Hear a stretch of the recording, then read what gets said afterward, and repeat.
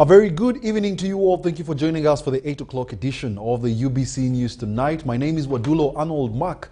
Dorothy Namuyomba is taking us on with sign language, and without further ado, let's take a look at tonight's top stories.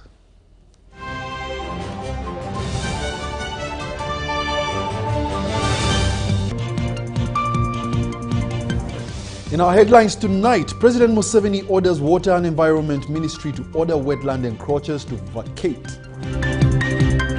UPDF medical teams treat over 500 patients at Liantonde District Medical Camp. Uganda Energy Credit Capitalization Company launches a €13 million grant. And NCBA Uganda launches first electric vehicle charging station at Twed Towers in Kampala.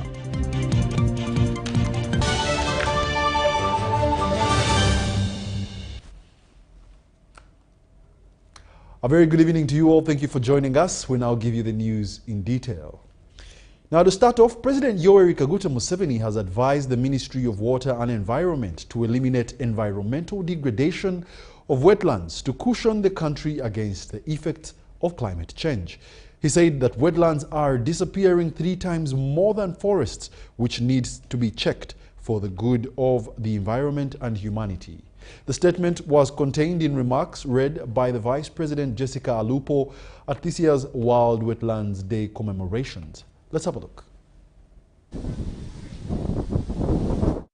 The consequences of environmental degradation are real, and we are now crying of high temperatures, erratic rains, and crop failures. If you watch global news, you will know that many disasters have happened around the world in the recent months, including wildfires, cyclones, floods, and hurricanes. Commemorating World Wetlands Day symbolizes Uganda's commitment towards joining together the global community in affirming the common concern on the conservation and management of wetland resources. I urge the Ministry of Water and Environment, together with all partners, to double efforts towards securing our wetlands, which are biodiversity hotspots, granaries of water, carbon sinks, and sources of livelihood. Let us promote irrigation of the wetlands, fish farming at the edges of the wetlands, and also support value addition of wetland products. I would like to advise all those in wetlands to leave the wetlands peacefully. Let us use the Paris development model to support our people to start alternative development on livelihoods and stop relying only on wetlands.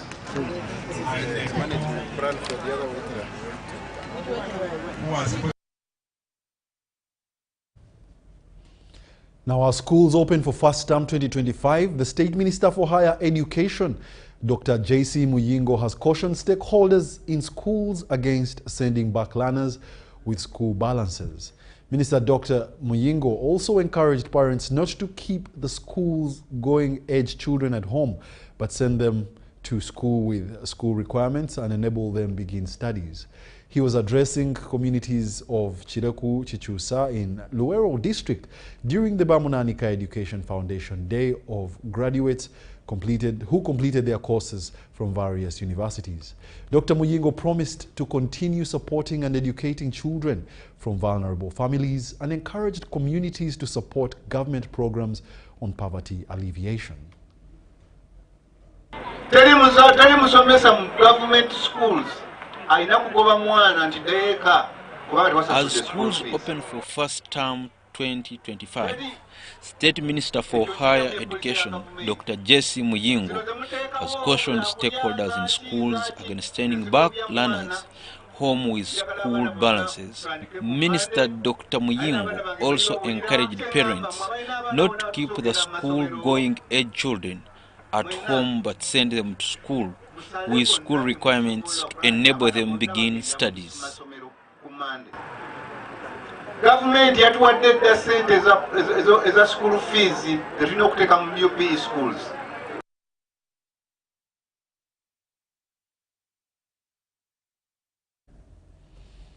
Over 500 patients from within and outside Lyantonde district have received free surgery and other medical treatment from Uganda People's Defence Forces medical team as part of the CIMIC activities commemorating the 44th Tarehe Sita week. The UPDF medical team conducted free medical outreach programs that provided free surgical, dental and eye care services and general treatment to civilians at Chinoni Health Center 3. Let's take a look. Here where we are is Chinoni Health Center 3, where we are providing medical services. We have a mobile clinic that is conducting medical services for 2 days. Today, good enough, we have even the mobile dental clinic here today. As you have seen, they are giving services there, dental services, and we also have an eye clinic, mobile eye clinic, that is giving services to the community here. And these two clinics, the eye and dental, for them, they are here only for today, 1 day. According to their program, tomorrow they will be in the next district. They will be moving to Rakai. The turn-up of patients, since it is our first day in Ruengo, the turn-up is still a bit low, but we hope by tomorrow the numbers will have gone up. Chivulala mu district y'e Mbale nezijja wano olwali okunkeberako nga UPDF yatuwadde okutukeberako okwekebeza ennaku 2 nezize ne bankeberako ulcers ne pressure. Coupled with a lot of medical and surgical camps in the whole of the districts that constitute the Greater Masaka. We are honored to see that they've come in a very robust mood to help our people complement the activities of our health services delivery that have been carried out here. They've tried to treat our people to treat various illnesses, hypertension, diabetes, skin diseases, and surgical interventions, those that can be done here.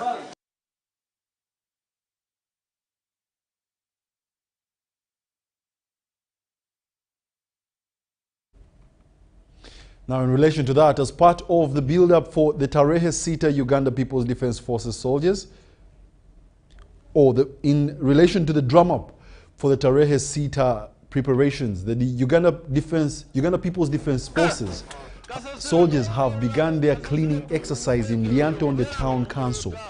The cleaning exercise demonstrates the Army's commitment to serving citizens, and the week-long activities aim to foster a good relationship with civilians.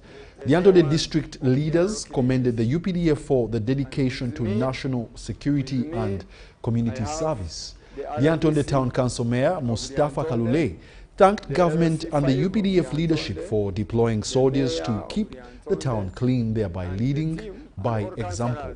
Now, during this exercise, residents were sensitized on the maintaining of hygiene and keeping their town clean. These are some of the highlights. The occasion was officially launched this morning at the Lyantonde market, main market. And the main purpose of today's activities of general cleanliness is in line with the UPDF ideology of pro-people army. So when we are celebrating the Tarehe Sita birthday, we go back to the people. Mary, mukatale nga bampita mama Sala. Tusanyuse nnyo okubalaba okujja tuyonja. Tusanyuse nnyo. And we are here in Lyantonde with a team of UPDF trying to clean the town, symbolizing the good work they are doing for the people of Uganda. As Liantonde, we thank the UPDF for the good work they are doing, and more especially the Chief, Commanding Chief, for the good vision he started when he went to the bush and creating a pro-people army. Dealing with them, show them that yes. Furthermore, medical experts pin private clinics on mismanaging expectant patients, leading to postpartum hemorrhage conditions. This condition is characterized by bleeding after birth, which contributes to about 25% of maternal mortalities in Uganda. Our reporter has been investigating the circumstances surrounding the death of a 37-year-old Lucy Aluka, a victim of excessive bleeding after birth. Lucy was buried in Serere district. Let's take a look.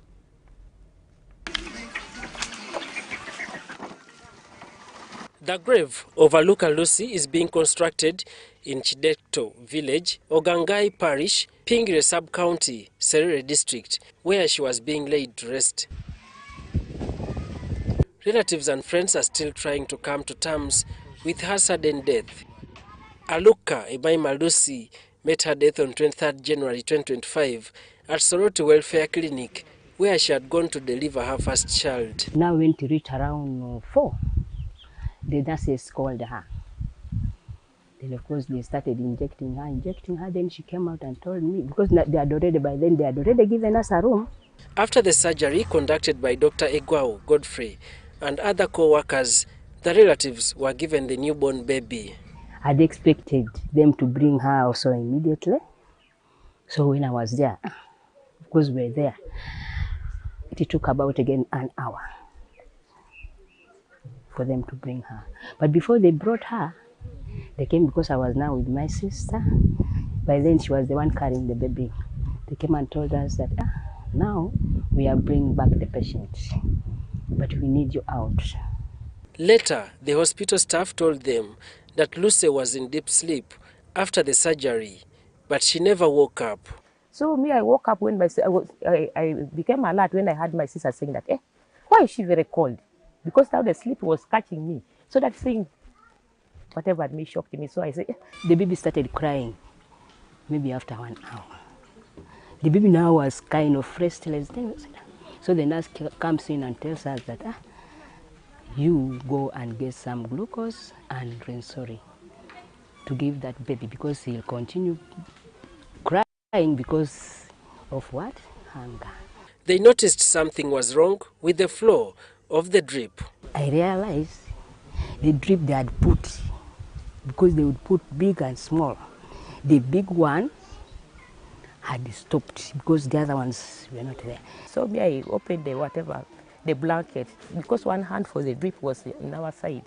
I opened the blanket and I said, well, maybe if I pinch her, she can do what? She can wake up. So the hand was very stiff like this. I said, these people now, they would have told us that she's dead. How can they make us lie with the baby? Then we would be expecting her to wake up and feed her baby. Dr. Egwao, upon arrival, took the remains of Lucy to a nearby mortuary run by a funeral home. And then he did the body treatment, and then they allege that thereafter he switched off his phones. So there was a breakdown. They raised concerns, and police, we took it on. Then instructed those mortuary attendants that don't allow them to take the body before they pay the fee. The relatives sought for a post-mortem report, contacting the nearby Soroti Regional Referral Hospital, but in vain. The first doctor we consulted about doing the post-mortem was at first he was positive about it. So afterwards, again, the doctor changed his mind. The relatives eventually obtained a post-mortem report from Regional Police Surgeon in Mbale, which revealed that Lucy died from severe postpartum hemorrhage. Police spokesperson Situma Rusoke confirmed that Dr. Egwao Godfrey was apprehended and later secured a police bond as the investigations continue. I think either by tomorrow the file will be submitted to the state attorneys. The relatives accused Soroti Welfare Clinic and Dr. Egwao of negligence and withholding vital information. Because the actions of the medic or the doctor after the procedure leave a lot wanting. Bleeding during pregnancy is a common condition but can be managed by experts. Dr. Henry Kiza, a gynecologist and obstetrician at Mulago Women's Specialized Hospital, explains. Bleeding during a C-section shouldn't go beyond 1 liter of blood or more. So anything bleeding of 1 liter or more is considered as excess. Now, so how do we prepare ourselves? It is not only the mother who should prepare themselves, also the doctors. So a mother who is going to have a C-section, on the doctor's side, there must be a reason. There must be a scientific reason for the C-section to be carried out. An adequate plan before a surgery or C-section is to prevent complications. Private medical facilities contribute to maternal mortalities due to inadequate skills and neglect of guidelines. These doctors should be monitored, not only to offer them operation licenses, but also subsequently to be updating them, their registers, to know that they are still competent to carry out these procedures. The guidelines also include liaising with the patient and the family on the process. We have a big role to explain to them that just being your first time doesn't mean that you require a C-section. So in that case, you explain to them why they need to follow. We follow the guidelines. Reliable information indicate that postpartum hemorrhage contributes to about 25% of maternal deaths in Uganda. Aluka Lucy's death has left the relatives and community in shock. As investigations continue, relatives demand for justice and accountability. Daniel Mugoya, UBC News. Quite a sensitive story right there, and want to open our eyes to this challenge. Uganda Energy Credit Corporation Company has launched a 13.1 million euros grant Orio mini hydro project to boost rural electrification in 9 selected districts in Uganda. The official groundbreaking ceremony at Rachitandara Playground in Mitoma district witnessed the signing of the electromechanical works contract for the Orio mini hydropower project. Let's have a look. Ministry of Energy and Mineral Development and the Uganda Energy Credit Capitalization Company has officially broken ground for the Orio mini hydropower project in western Uganda. The Deputy Speaker, Thomas Tayewa, graced the ceremony. The groundbreaking ceremony of the Orio mini hydro power project. It is an honor to stand before you as we embark on a transformative journey that will bring clean, reliable, affordable, and sustainable energy to our people. This project, generously funded by the government of the Netherlands in partnership with the government of Uganda, is a testament to the power of collaboration in driving development. The Orio mini hydropower project entails construction of 9 mini hydropower plants with a combined capacity of 6.7 megawatts and a local distribution network in the project area, as well as connecting up to 71,000 households across Kasese, Bushenyi, Mitoma, Hoima, Kabarole, Bunyangabu and Bundibujo districts. So I'm happy that we are here today to witness this project where we are going to see power generated in Mitoma, and that will come with many advantages that have been enumerated, and I don't want to repeat them. UECCC Managing Director Roy Nyamutale Baguma said phase 1 of the project will include 4 sites: Nchwera, Igasa, Nsoja, and Hoimo in Hoima district. With grant funding of euros 13.1 million to be disbursed in 2 phases, namely the development phase and the construction phase. The development phase entailed the study of the identified mini hydropower sites. So feasibility studies for the 10 sites commenced, and all approvals, including those from the Department of Water Resources Management, from the National Environmental and Management Authority. Invest International, we have contributed 50 billion Uganda shillings, covering 30% of the project. And Uganda committed to cover the other part. It is well known across the world for economic growth, access to reliable and affordable energy is key. This is key for agro-progressing, industrialization, but also for education and health. Here there was only one mission, is as a contractor of a civil and hydromechanical, together with our subcontractor SAMS, to build the mini hydropower plant on quality, on time. At the end, at least 71,081 households and 2,300 small and medium-sized enterprises in rural western Uganda will be connected to electricity. The project is estimated to be completed in 24 months. The construction is to be carried out by Henak Technology Company Limited of China for civil and hydromechanical works, and Osberger from Germany for the design and installation of turbines and electromechanical works. Mario Nawori for UBC. The State Minister for Works and Urban Development, Persis Namuganza, has tasked all married couples to remain steadfast and safeguarding the institution of the family.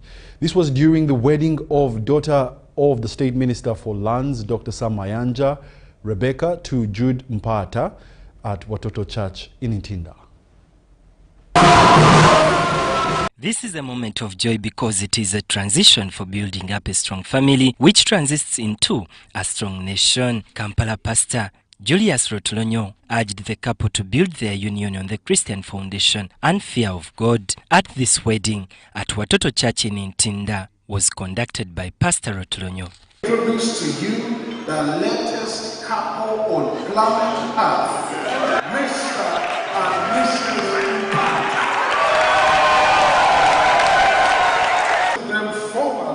Signed official marriage certificate.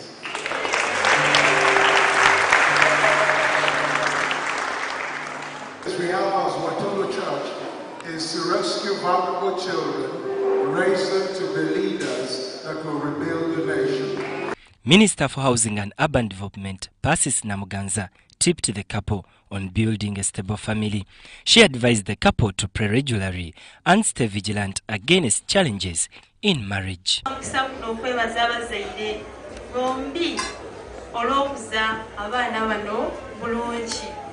should know that the devil fights for a marriage. The devil does not want anything called a holy marriage. And that from the time you talk about having a holy marriage, the devil starts fighting it. And the message went on and said, you have to pray for your marriage from the time you have said I do, starting tonight. The bride's father, Dr. Sam Mayanja, encouraged the couple to love and respect each other, stay faithful, and maintain a close relationship with God. Rebecca Gatako, to pray every day together.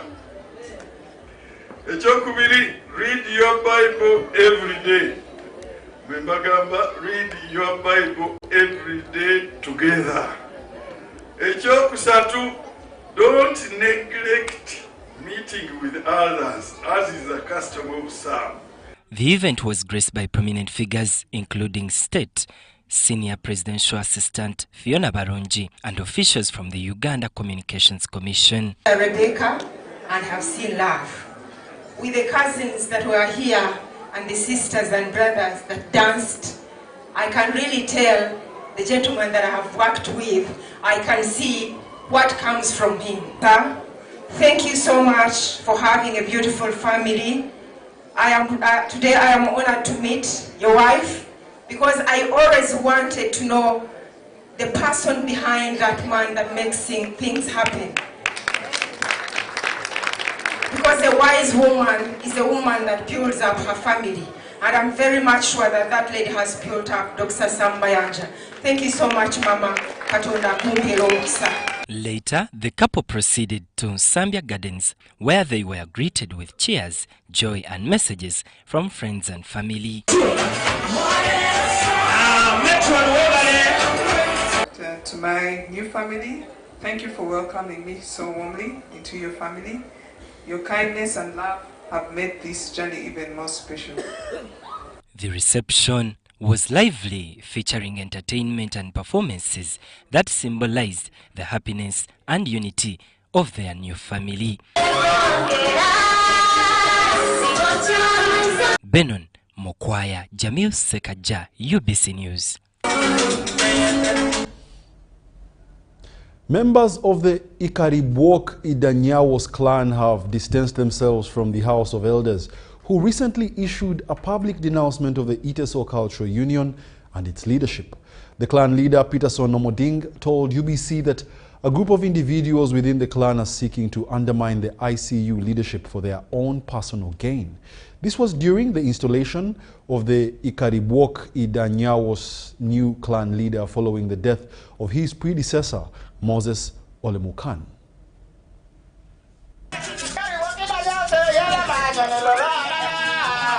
The path of Omoding's leadership was not an easy one. Following the death of Moses Olemukan, the former leader of Ikaribwok Idanyawos clan in Bukedia district. Replacing him became a problem. And now that we had also election of a new Emormor, the other side wanted to rely on the old regime with those who went to court contesting the present Emormor of Iteso. The clan faced a prolonged leadership struggle marked by infighting among competing candidates. Was an imposter in the names of Muria Charles Peter, purporting to drag Ikaribwok Idanyawos to search to. We have nothing to do with such negative people and clearly state that we love you, Papa Iteso. We love Iteso Cultural Union, our cultural heritage, and pledge always to work with you in promoting Iteso culture. According to some elders, self-interest delayed the election of a new clan leader. Some of them, they don't know what culture is. That's why they think it's a position of making money. Yet a clan leader, you are supposed to serve without any, maybe, salary. You are not supposed to work for salary. You are supposed to work for the people, to assist your community, especially the clan. Iteso Cultural Union intervened, and Peterson Omoding was elected by the majority of clan members and formally installed by the paramount chief of Iteso Cultural Union. During the coronation ceremony, Emorimori Papa Iteso Paul Sunday Emolot Etamoileng won the clan leaders.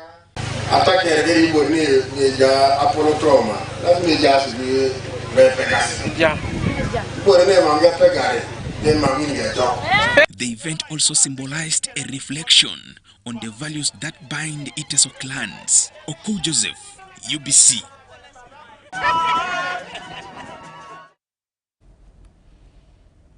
NRM supporters in Busia district turned up for the Phase 2 display and membership update of the NRM registers ahead of the primary elections.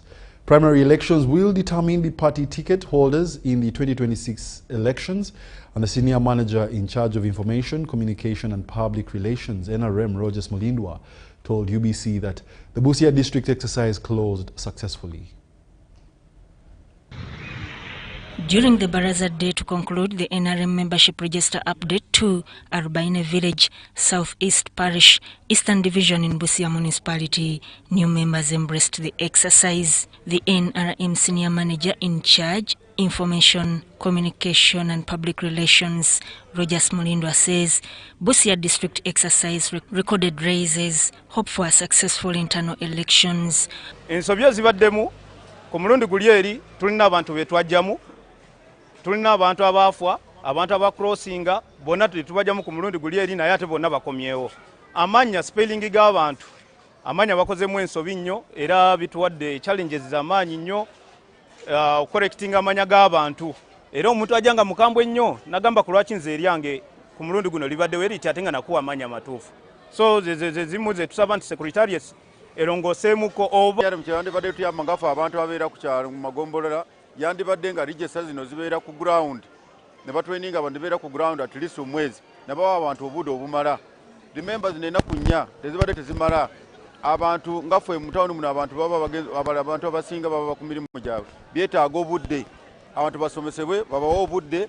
Mulindwa says no one will vote or be voted for when his or her name is not in the register. He furthermore confirmed the arrest of a prison warden for assaulting NRM registrar at Morokatipe in Tororo district. Register ne bwogenda ku mutimbagano okonako bukonyi nti NRM voters register ngamanya gakuletera district yagala nti Busia ngogenda ku kyalo kyagala nti Arubaine ngamanya gajja gonna bwegati. Masiga Eric, NRM chairperson for Busia, told UBC that the exercise had challenges of misspelled names, multiple names. They appealed to the secretariat to take serious of these challenges.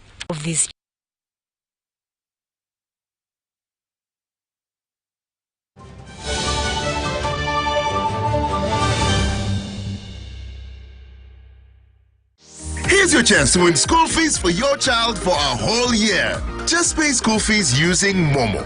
Dial *165 *80#. Select option 2 for school pay. Select option 1 to pay school fees. Enter the student number and amount and approve the transaction. You will now enter the draw to win school fees.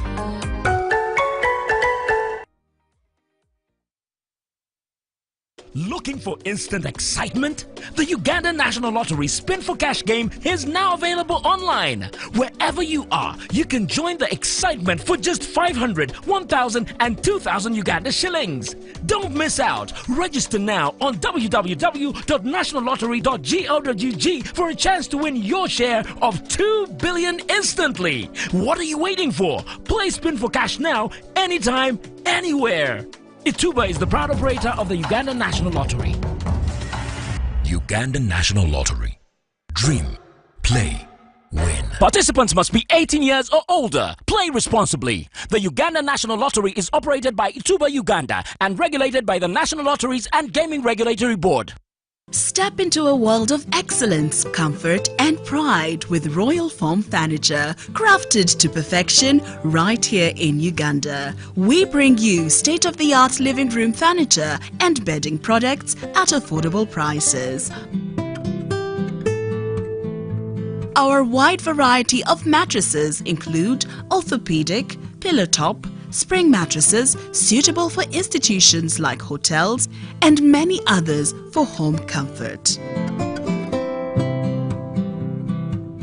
With every piece telling a story of royal excellence, our products are built with the highest quality materials made to last. Experience royalty with Royal Foam Furniture, proudly made in Uganda, so buy Uganda and build Uganda. Visit our showrooms at Ginger Road, Chambogo Junction, Bukota Chisasi Road, and on Victoria Mall, Entebbe, on the first floor. Government of Uganda presents Post Buses in Uganda, operated by Posta Uganda. We specialize in professional transport, courier and vehicle hire services across Uganda. Our routes include Kampala Masaka Mbarara Kabale Chisoro, Kampala Mukono Jinja Mbale via Tirinyi Road Soroti Lira, and Kampala Luwero Kamdini Gulu Kitgum. Our main offices are located at the Post Office Head Office on Kampala Road, with booking services services available at counters 23 and 24 at the General Post Office. You can also book at designated district post offices along our routes. For inquiries or bookings, please contact us on 0751 684 184. Posta Uganda. We deliver trust.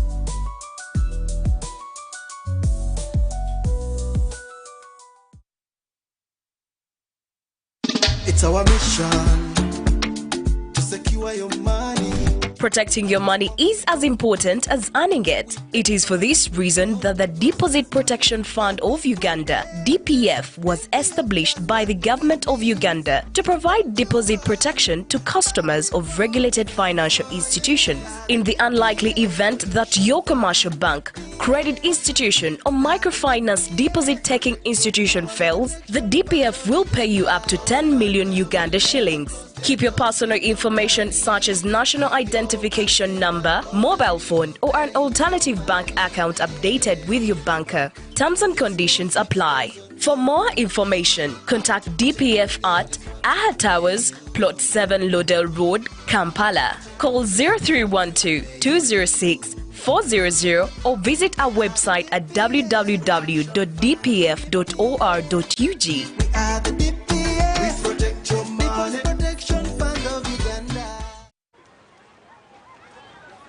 Lillian! Lily flower! So small seed. The cedar bus of beauty, the power bank of my heart, the sugar of my milk tea. I'm glad you're here. Today buy for us some chicken. No problem. You can eat whatever you want. I had already ordered. How much? 122. 122?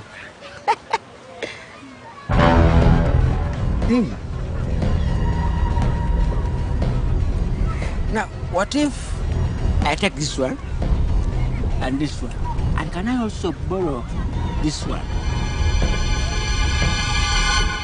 How much now? When your money is not enough, don't hassle. We're sorting it with MTN Momo. Use the Momo app or dial *165 *5# to add call with Momo Advance and pay.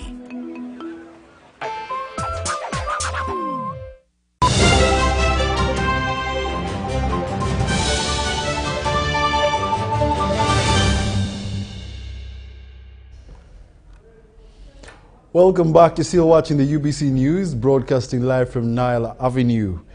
I was just here chatting with Dorothy about osmosis. But hey, let's get into business. Coffee has been adopted in Uganda to help households improve their livelihoods. In central Uganda, coffee is grown on large scale, while Arabica coffee production in Uganda is leading foreign exchange earner. Its value has inspired young and upcoming farmers including Zong Manke, who has taken it a higher notch from growing to marketing it outside the country. Let's have a look at his story. Somewhere in Switzerland, Zong Meng, a Ugandan teenager of Chinese origin, has displayed coffee products from Uganda.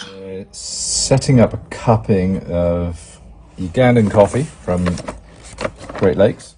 This she does en route to the village, College Alpine Beau Soleil, where she goes to school. With the help of her teacher, Andrew Prosser. So this is Coco on the cupping process, and she's just breaking the crust to see if she can smell any good things or any bad things. Bystanders are taken through contaminated and non-contaminated coffee, something they appreciate before testing. You came from Uganda? I'm half Kenyan, half Ugandan. Oh, really? Yeah. Oh, my God. Yeah. She had a passion which made her start marketing, which she practices from farm level. Uganda has very fertile lands where we can grow a lot of different crops, and it basically would be very, very impactful if we can find a way to industrialize growing coffee, but at a household level, rather than making gigantic farms where they're owned by large corporations. The farm is located 90 kilometers off Kampala-Masaka Highway in the Kalungu district of central Uganda. There are a lot of different plants here. This is where Coco's love for coffee farming and production started. I know it will take a long time because we've already established everything here. People already have the plants that they're growing. We already have the amounts of money that people are paying for coffee. And to change that would be very difficult. However, if we can start from just impacting smaller communities, we can grow it on a larger scale and make it a nationwide crop where everyone can enjoy the benefits of growing this crop. Her focus is on Arabica coffee, which thrives in highland areas. The vision is to add value to Uganda and Africa's Arabica coffee. As coffee consumption is not a huge thing. We don't drink a lot of coffee here.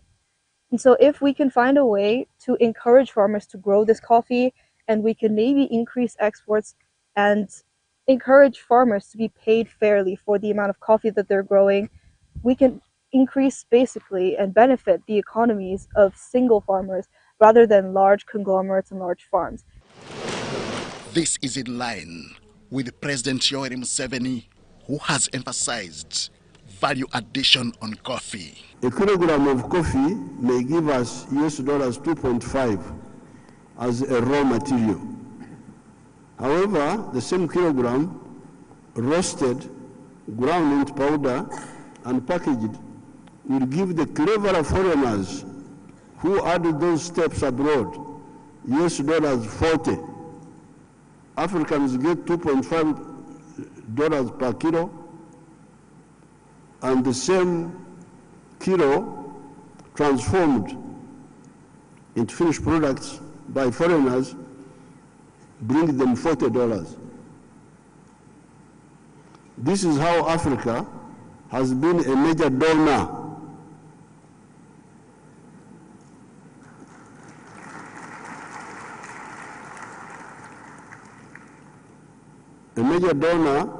to the parts of the world that are managed by cleverer people. According to the International Coffee Organization, Arabica coffee accounts for around 60 to 70% of global coffee production, while Robusta coffee accounts for about 30 to 40%. In terms of consumption, Arabica leads against Robusta, Liberica, and Excelsa. We do not only lose money per kilogram of coffee, we also lose jobs. The roasting jobs, the grinding jobs, and the packaging jobs are done by the children of the foreigners. While Africa's children are drowning in the Mediterranean Sea, going to prosperous Europe and running away from the impoverished Africa. Coffee is the second traded commodity in the world after oil. According to the International Coffee Organization, oil accounts for around 15 to 20% of global commodity trade. Coffee accounts for 5 to 7%, natural gas at 4 to 6%, and sugar at 3 to 5%. Uganda is part of the statistics. With the support of her father, Zong Shuang Kwan, Zong Menk is taking her passion for Arabica coffee production higher.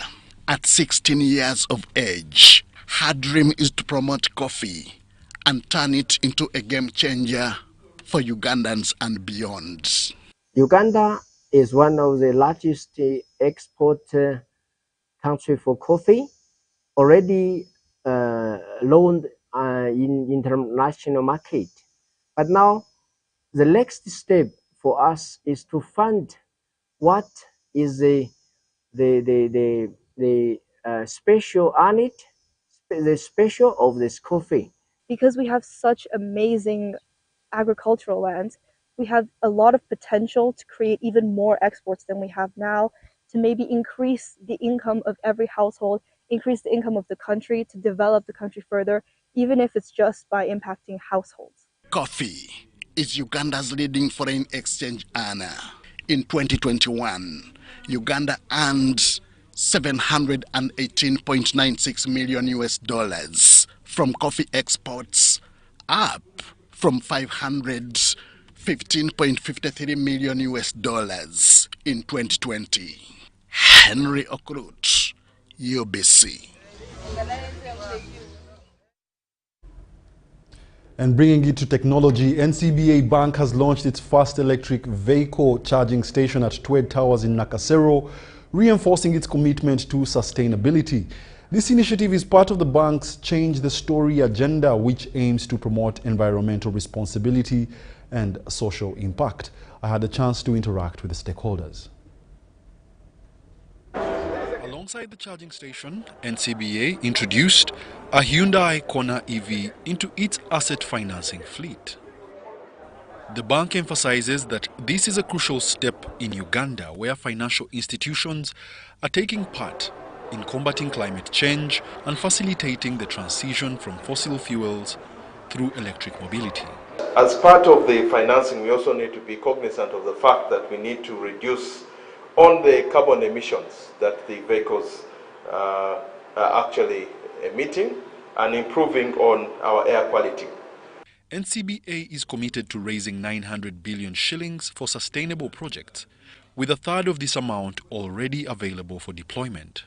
I think it's a journey. Step one was making sure that we understand what sustainability means. We understand how these vehicles are. As you can imagine, even just driving around with it and ensuring that you understand that it drives exactly the same as a regular vehicle. So that journey of understanding is important. Then unlocking the financing becomes the next critical action, and the lobbying efforts are underway. Experts from academia and environmental research organs predict that widespread adoption of e-mobility in Uganda could prevent 1.5 million tons of carbon dioxide emissions annually by 2030. Wadulo Arnold Mark for UBC News.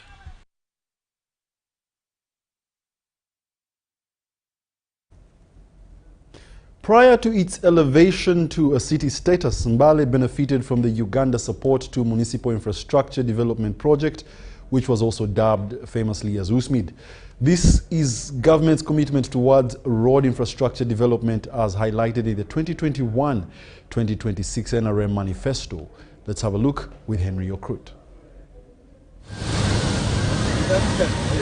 The once thriving commercial center, Mbale City, is undergoing transformation.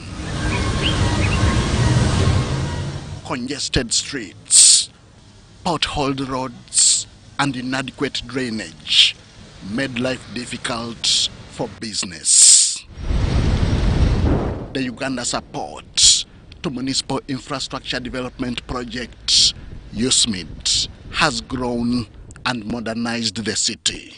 The program of local government waste management strategies and the bins which we have introduced in these cities have given us some kind of cleanliness in the cities. Initiated in 2013, USMID is a government program funded by the World Bank. It originally aimed at enhancing institutional performance in 14 municipal councils across Uganda. The focus was on improving urban service delivery. You know, when citizens hear that you've got a World Bank project and they're getting a lot of resources, they want all the infrastructure to be done. Now, because we are distributing these resources, worth $150 million to be distributed into 14 municipal councils. Now, a municipal council which has 120 kilometers of road could do only 5 kilometers, okay? And there you are leaving a huge amount of roads undone. So the expectations are very high. Naboa Road, Cathedral Avenue, and North Road have been upgraded and complete with asphalt concrete standards, featured with pedestrian walkways and solar-powered street lights. As Mbale City, I must say that we have progressed very well with this program, and we have achieved.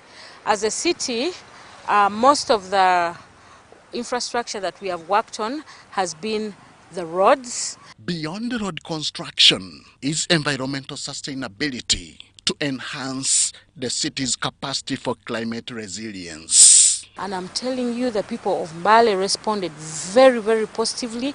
Those that had their wall fences extending into the road just voluntarily broke their fences down and moved away from the road corridor to allow for the works to move on very smoothly.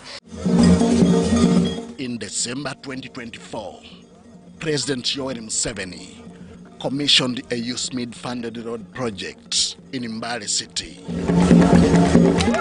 The 50 billion shilling initiative encompasses 5.26 kilometers of newly constructed roads, 12.64 kilometers of walkways, 6.71 kilometers of parking lanes, and 159 street lights.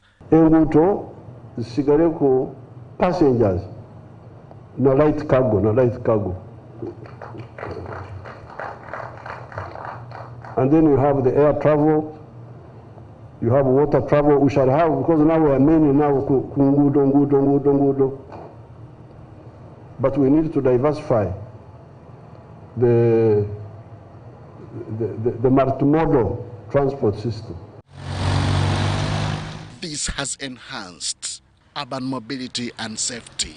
Mbale City also received the first traffic signal junction outside Kampala of all the cities in Uganda during that first phase. USMID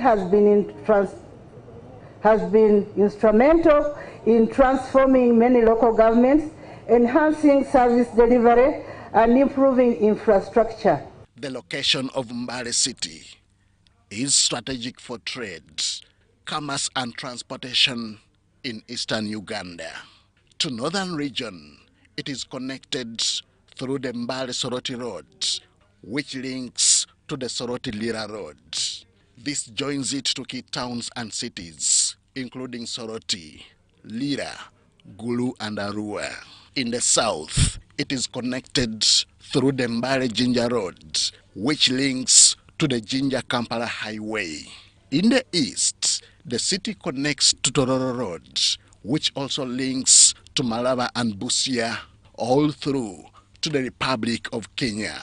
Urban development is now, because you heard that the rate of growth of urbanization in Uganda now is 4.6%. And if our economy is growing at 6.5%, you can see that really if we don't pull our stocks, then we are likely to be in danger. By providing specialized technical equipment and training in urban planning, financial management, and revenue generation, the program ensures sustainable urban development. Apparently, we have been running 2 contracts concurrently, USMID under Cluster 3, at the same time Cluster 2. With Cluster 2, that's Nabold and Cathedral, we have achieved 100%. As a model for other cities in Uganda, Mbale City is paving the way to a brighter and prosperous future. Henry Okrut, UBC.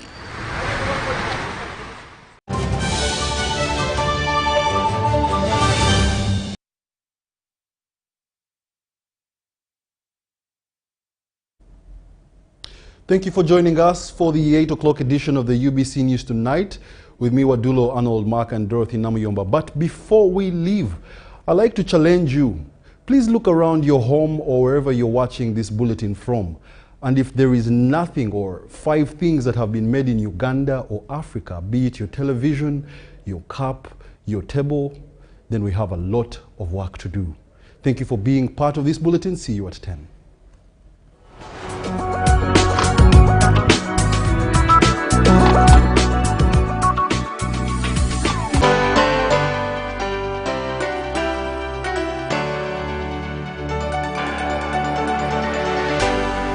UBC, inspiring Uganda.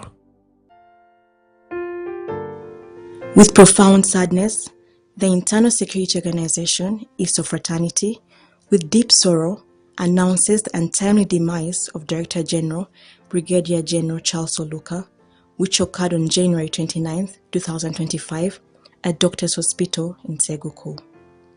A dedicated patriot and a cornerstone of Uganda's intelligence fraternity, he rose through the ranks with unwavering commitment to national security, serving as ISO Director General since 2020 until his passing. He upheld the highest standards of professionalism, discipline, and integrity, earning deep respect across the nation. His leadership, humility, and keen intellect were instrumental in safeguarding our country. We honor his remarkable legacy and dedicated service. May his soul rest in eternal peace.